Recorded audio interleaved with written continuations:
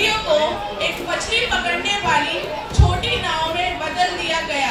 ये मेरे साथ क्या हुआ? क्या मेरी लकड़ियाँ इतनी कमजोर है कि मुझे मछली पकड़ने वाली नाव में बदल दिया गया? क्या आपको राजा महाराजा मुझ पर शर्म नहीं करेंगे? तीसरा पेड़ बिल्कुल कंफ्यूज था, क्योंकि उसकी लकड़ियों को लंबाई चौड़ाई में काटकर लकड़ी के बाड़े में छोड़ दिया गया। बहुत दिन बीत गए। अब तो वे तीनों पेड़ अपने सपने को भूल चुके थे। लेकिन एक रात उस पहले पेड़ पर सुनहरे तारे की रोशनी पड़ी, जब एक जवान औरत ने अपने नए जन्मे बच्चे को चरनी में रखा।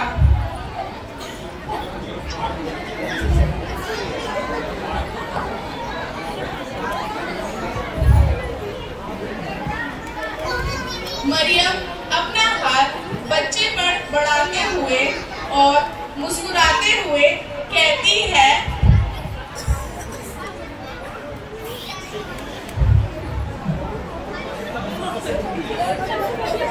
यह चटनी तो बहुत खूबसूरत है।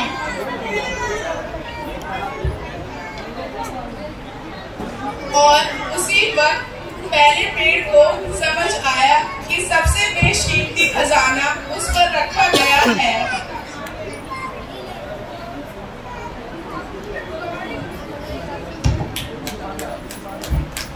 एक शाम कुछ थके हारे यात्री और उसके साथी उस दूसरे पेड़ की नाव पर सवारी कर रहे थे।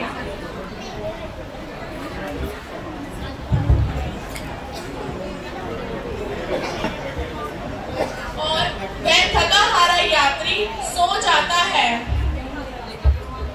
अचानक से गड़गड़ाहट होती है और प्रचंड तूफान आता है।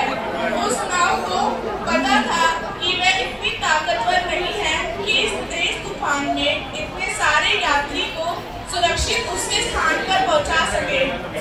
उस थके हारे यात्री के साथी उसको उठाने की कोशिश करते हैं।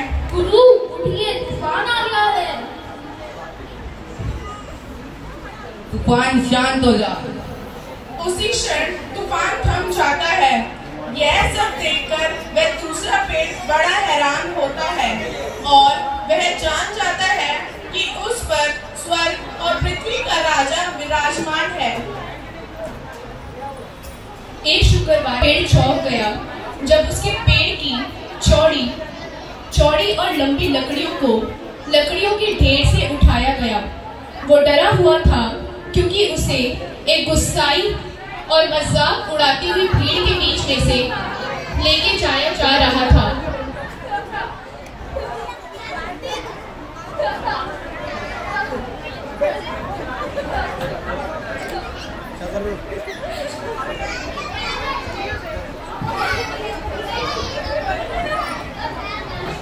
लेकिन एक रविवार की सुबह सूरज चमका और हर जगह आनंद फैल गया और इस कारण तीसरे पेड़ को पता चल गया कि परमेश्वर के प्यार ने सब कुछ बदल दिया है और इसी प्रकार वो तीसरा पेड़ मजबूत हो गया।